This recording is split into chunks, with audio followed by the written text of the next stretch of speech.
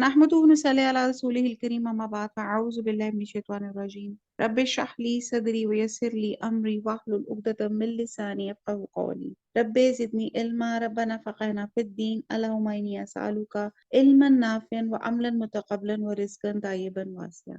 अस्सलामु अलैकुम व रहमतुल्लाहि व बरकातुहू। जी, आज जो हम लोगों ने पढ़ना है वो है पारा नंबर 22 सूरह फातिर आयत नंबर 44 अवालम।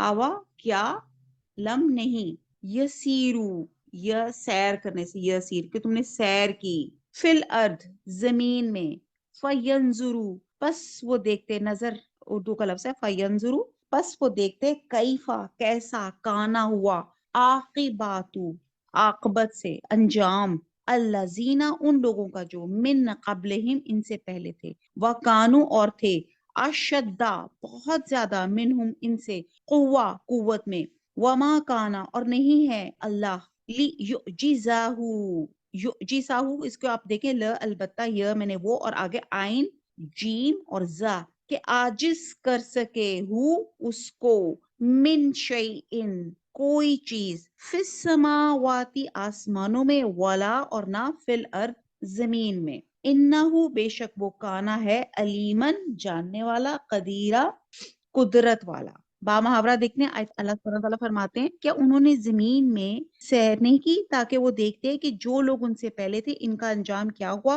हालांकि वो इनसे कुव्वत में बहुत ज्यादा थे। अल्लाह ऐसा नहीं कि आसमानों और जमीन में कोई चीज इसको आजिज कर सके, वो इल्म वाला और कुदरत वाला है। अब यहाँ अल्लाह सुब्हानहू व तआला कह रहे हैं कि अपने लेसन्स लर्न करें, गलतियों से सीखें। और यहाँ पे कुरैश मक्का ने पहली कौमों के खंडरात को पहले इस नजर से नहीं देखा था। अब जाकर देखें, इनके खंडरात से मालूम होगा कि ये लोग अपने अपने वक्तों में शान शौकत, कुव्वत, दबदबा, ऐश व इशरत में इन कुरैश मक्का से बहुत बढ़कर थे, लेकिन उन्होंने सरकशी की रवश अख्तियार की तो अल्लाह ताला ने इन्हें कुचल के रख दिया। इस वक्त अल्लाह के मुकाबले में ना इनकी शान शौकत काम आई, ना कुव्वत, ना दबदबा। तो फिर अल्लाह ताला उनको वार्न कर रहे हैं कि तुम ये समझते हो कि अगर तुम लोगों ने यही रवश अख्तियार की, खुफिया साजिशों से अल्लाह और उसके दीन के रास्ते में रुकावटें डाली, तो क्या आप अल्लाह की गिरफ्त से बच जाओगे? अल्लाह सुब्हानहू तआला कहते हैं कि वो हमारी एक एक हरकत को जानते हैं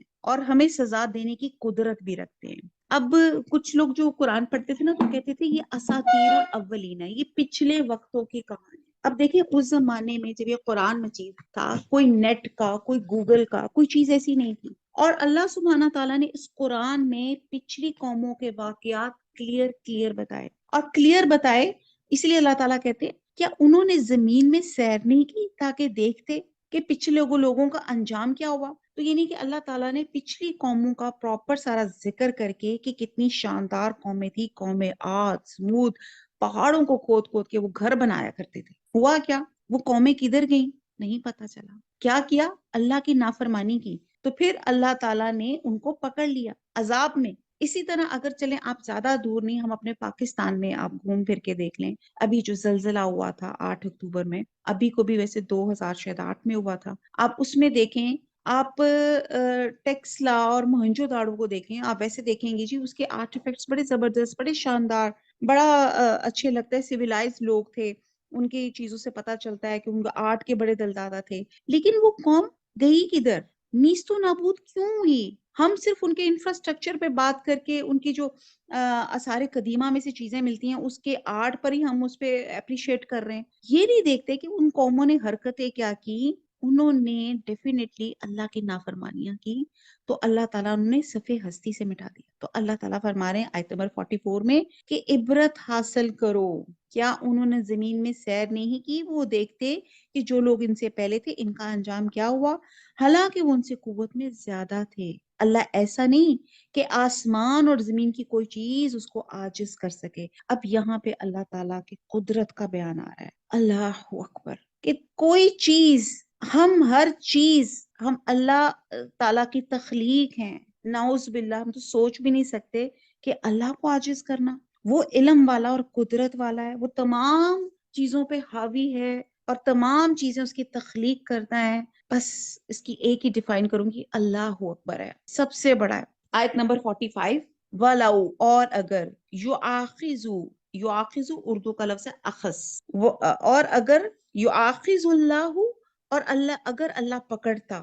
الناسا لوگوں کو بما اس کے سبب جو کسبو کسب سے جو ہاتھ سے کمائی ہوتی ہے نا، جو کمایا انہوں نے، ماں جو ترکا کہتے ہیں نا، ترک کیا، ترک چھوڑ کے، کیا وراثت چھوڑ کے، نہ چھوڑتا الا اوپر ظہری ہا زہر پشت ہا اس کی بیک پہ، من دابتن من دابا دابا کہتے جانور کو، کوئی جاندار، ولیکن اور لیکن یؤخرہم اس میں اردو کا لفظ کیا آ جاتا ہے، مؤخر، تاخیر، یہ تمام اسی سے نکلے ہیں، مہلت تاخیر کرتا یا مہلت دیتا ان کو، الا طرف، اجل مسمى اجل وقت، اور مسمن مقرر، فاذا پھر جب جاء آئے گا اجلہم ان کا وقت، فإن اللہ تو بے شک اللہ تعالیٰ کانا ہے بعبادہ اپنے بندوں پہ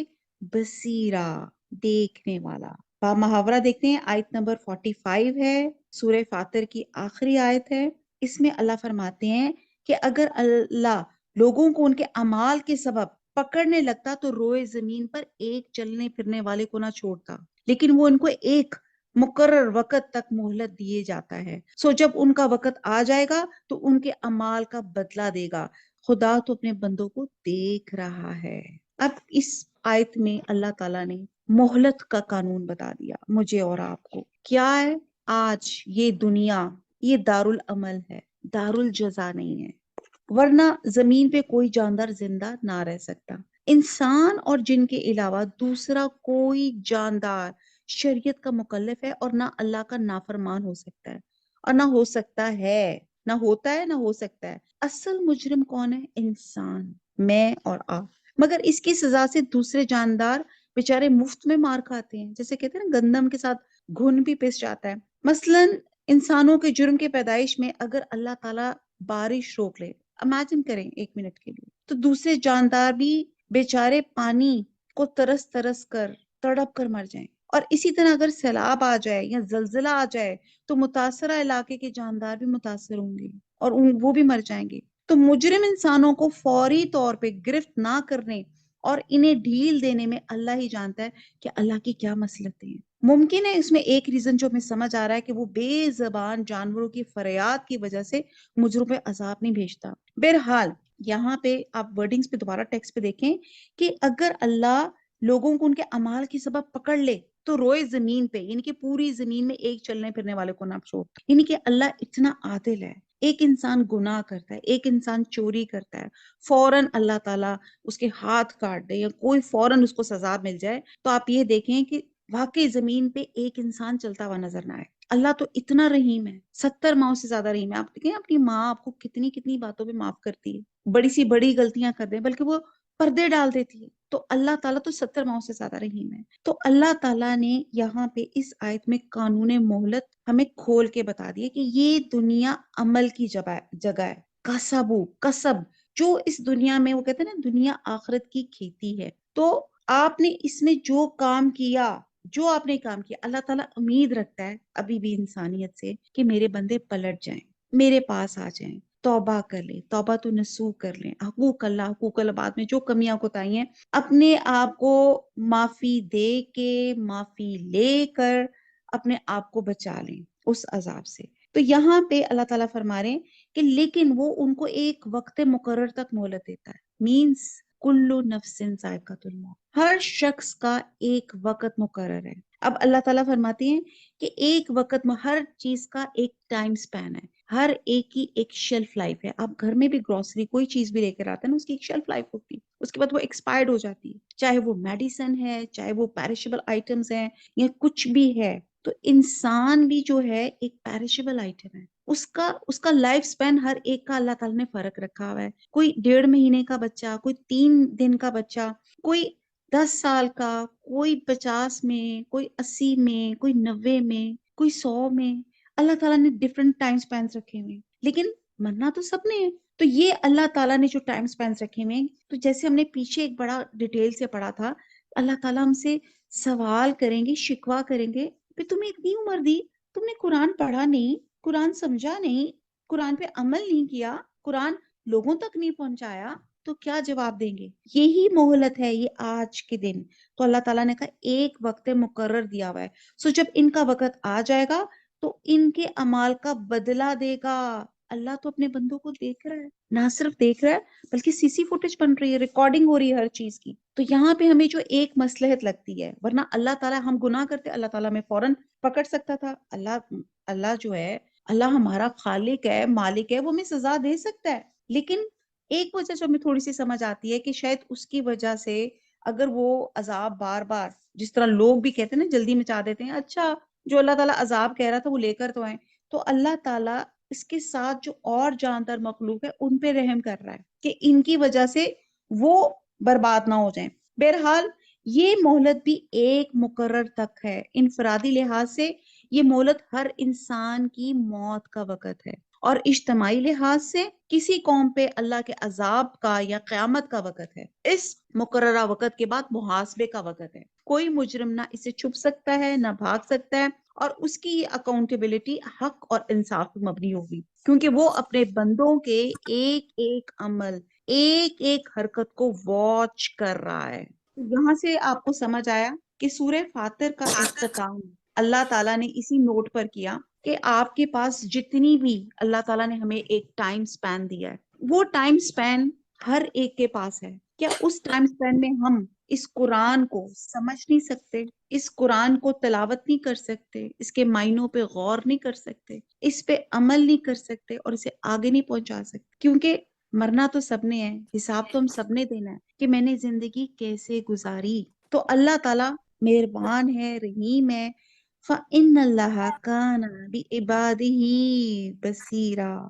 اللہ اپنے بندوں کو دیکھ رہا ہے، سب دیکھ رہا ہے کیا نیت سے کام کر رہے ہیں، اور فزیکلی کیا کر رہے ہیں، اور نیت ان کی کیا ہے، اندر بیرونی، اندر باطن ظاہر، سب سے اللہ تعالیٰ واقف ہے.